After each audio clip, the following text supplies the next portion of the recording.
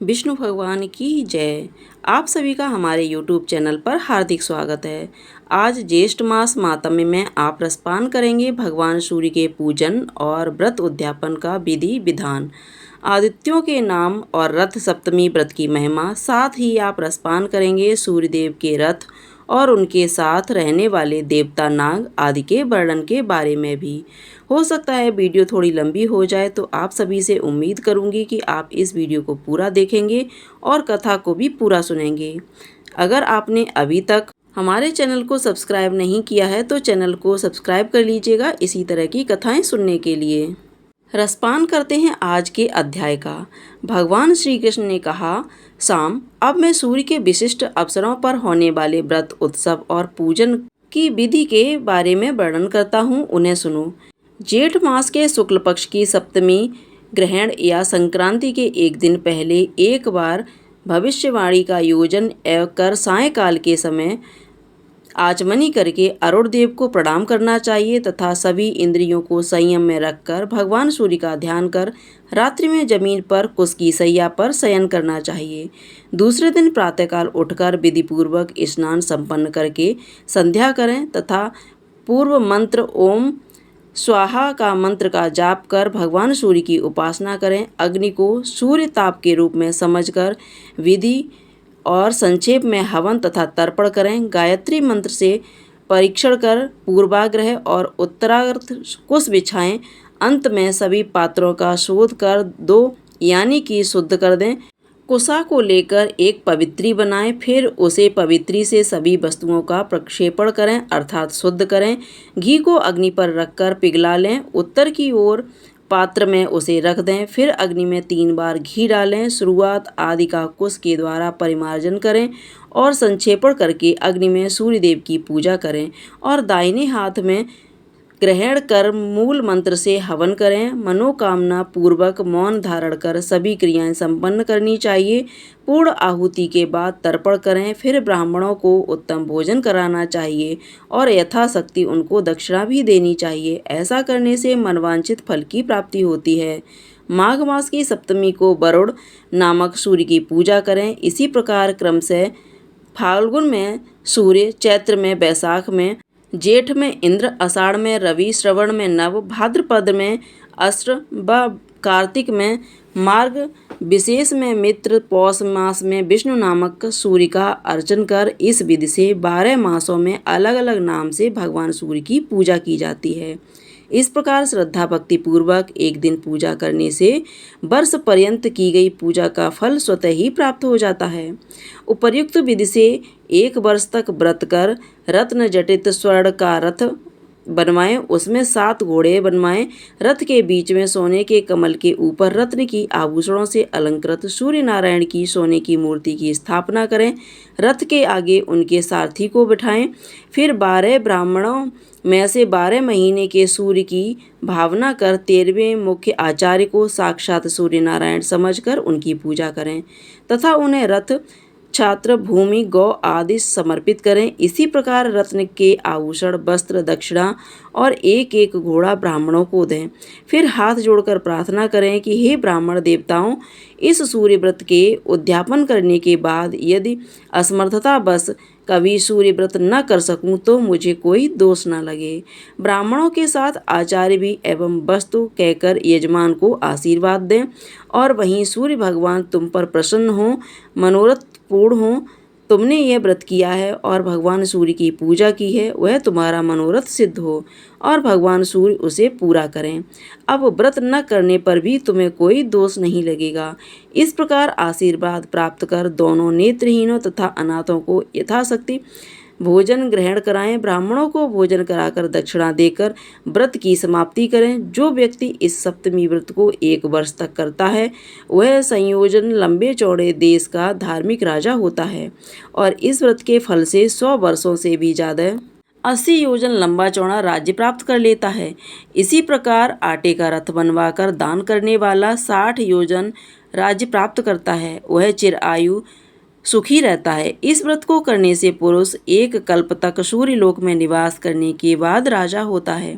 यदि कोई व्यक्ति भगवान सूर्य की मानसिक आराधना भी करता है तो वह भी समस्त आदि व्याधों से रहित होकर सुखपूर्वक जीवन बिताता है। जिस प्रकार भगवान सूर्य की ओर स्पर्श नहीं कर पाता, उसी प्रकार मानसिक पूजा करने वाले साधक को किसी प्रकार की आपत्ति स्पर्श नहीं कर पाती। यदि किसी ने मंत्रों के द्वारा भक्तिपूर्वक विधि विधान से व्यक्त संपन्न करते हुए भगवान सूर्य नारायण की आराधना की तो फिर उसके विषय में तो कहना ही क्या। इसलिए अपने कल्याण के लिए भगवान सूर्य की पूजा अवश्य करनी चाहिए। पुत्र, सूर्य नारायण ने इस विधि विधान को स्वयं अपने मुख से कहा था। आज तक उसे गुप्त रहकर पहली बार मैंने तुमसे कहा है। मैंने इसी व्रत के प्रभाव से हजारों पुत्र पात्रों को प्राप्त किया है, दैत्यों को जीता है, देवताओं को बस में किया है और मेरे इस चक्र में सदा सूर्य भगवान निवास करते हैं। नहीं तो इस चक्र में भला इतना तेज कैसे होता। यही कारण है कि सूर्य नारायण का नित्य जप, ध्यान, पूजन आदि करने से मैं जगत का पति हूँ। तुम भी मनमानी और कम के सूर्य नारायण की आराधना करो। ऐसा करने से तुम्हें विविध सुख प्राप्त होंगे। जो पुरुष भक्ति भाव पूर्वक इस विधान को सुनता है वह भी पुत्र, पौत्र, आरोग्य और लक्ष्मी को प्राप्त करता है और सूर्यलोक को भी प्राप्त हो जाता है। तब भगवान कृष्ण कहने लगे, शाम माघ मास के शुक्ल पक्ष की पंचमी तिथि को एक भगत व्रत और सृष्टि को रक्त व्रत करना चाहिए। कुछ लोग सप्तमी में उपवास करना चाहते हैं और कुछ विद्वान सृष्टि में उपवास और सप्तमी तिथि में पारण करने का विधान कहते हैं। इस प्रकार अनेकों मत इस बारे में हैं। वस्तुतः सृष्टि को उपवास कर भगवान सूर्य नारायण की पूजा आराधना करनी चाहिए। रक्त, चंदन, अबीर, पुष्प, गुलाल, धूप आदि से 4 महीने तक सूर्य नारायण की पूजा करनी चाहिए। ज्येष्ठ मास सूर्य नारायण को समर्पित होता है। इस पूरे ही मास में भगवान सूर्य नारायण की विधि विधान से पूजा करनी चाहिए। आत्मशुद्धि के लिए शुद्ध जल से स्नान कर यथाशक्ति ब्राह्मणों को भोजन कराना चाहिए। यदि 4 महीने में श्वेत, चंदन, पुष्प सूर्य नारायण को अर्पण करना चाहिए। इसमें पंचमी प्रसाद न कर ब्राह्मणों को स्वादिष्ट भोजन कराना चाहिए। आश्विन आदि 4 मास में पुष्प रजित धूप और गुड़ के द्वारा एक सूरज भगवान सूर्य को समर्पित करना चाहिए। यथाशक्ति ब्राह्मण भोजन कराकर आत्मशुद्धि के लिए कुश जल से स्नान करना चाहिए।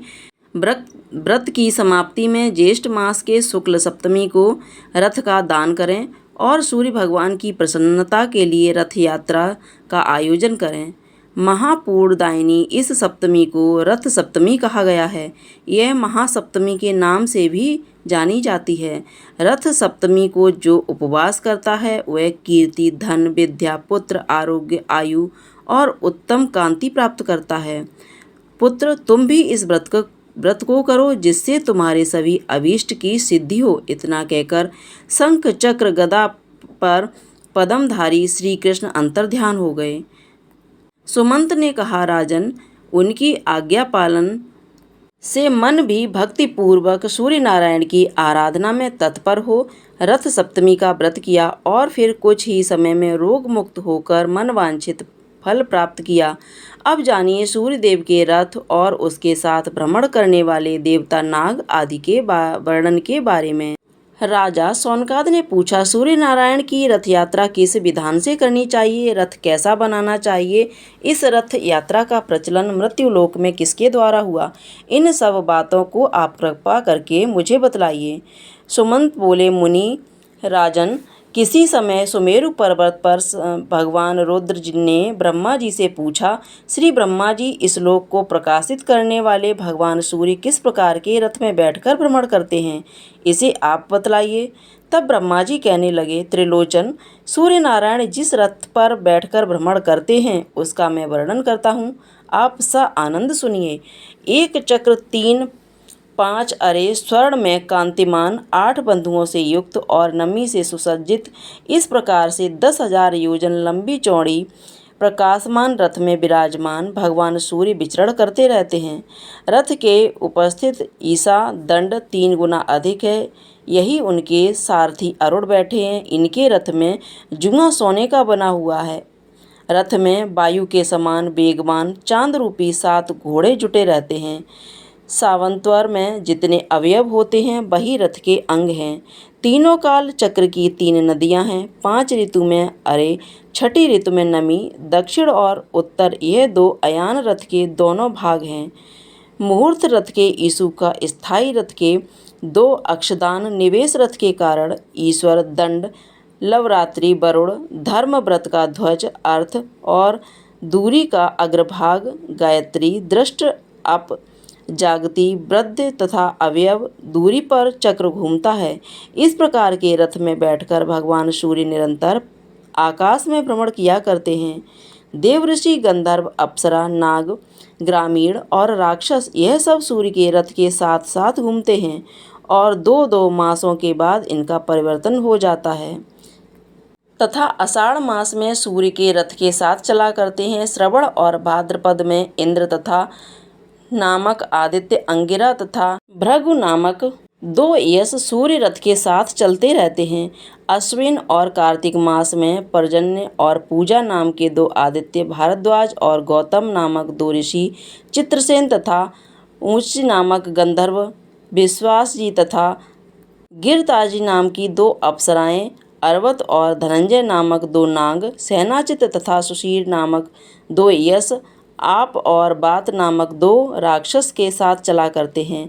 मार्गशीर्ष तथा पौष मास में अंशु तथा भाग नामक 2 आदित्य तथा कश्यप और क्रतु नामक 2 ऋषि, महापदम, आर्कटे नामक 2 नाग, चितरंग और आरुणि नामक 2 गंधर्व, सा तथा संयोग नामक 2 अप्सराएं, तक्ष और अरेक्ष, नमी नामक यक्ष, आप तथा बात नामक 2 रक्षक सूर्य के रथ के साथ चला करते हैं। श्री ब्रह्मा जी ने कहा, रुद्रदेव, सभी देवताओं ने अपने अंश रूप से विविध अस्त्र शस्त्रों को भगवान सूर्य की रक्षा के लिए उन्हें दिया है। इस प्रकार सभी देवता उनके रथ के साथ साथ भ्रमण करते रहते हैं।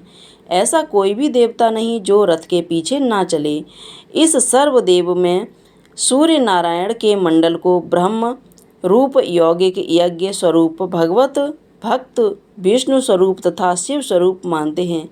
यह देवगण अपने तेज से भगवान सूर्य को आलप्त करते रहते हैं। देवता और ऋषि हर समय भगवान सूर्य की स्तुति करते हैं। गंधर्व नाग करते हैं तथा अप्सराएं रथ के आगे नृत्य करती हुई चलती रहती हैं। रथ के पीछे पीछे चलते हैं। 60,000 रथ को चारों ओर से घेरकर चलते हैं। स्वयंभू रथ के आगे दाहिनी ओर बाईं ओर कुबेर, दक्षिण दिशा में वरुण, उत्तर दिशा में वीति, हरि रथ के पीछे रहते हैं। रथ के बीच में पृथ्वी, मध्य में आकाश, रथ की कांति में स्वर्ग, ध्वज में दंड, धर्म पताका में रिद्धि वृद्धि श्रीनिवास करती हैं। ध्वज दंड के ऊपरी भाग में गरुड़ तथा उसके ऊपर वरुण स्थित है। पर्वत छात्र का दंड हिमाचल छत्र होकर सूर्य के साथ रहते हैं। इन देवताओं का बल तेज योग और तेज सूर्य के बल से तपते रहें।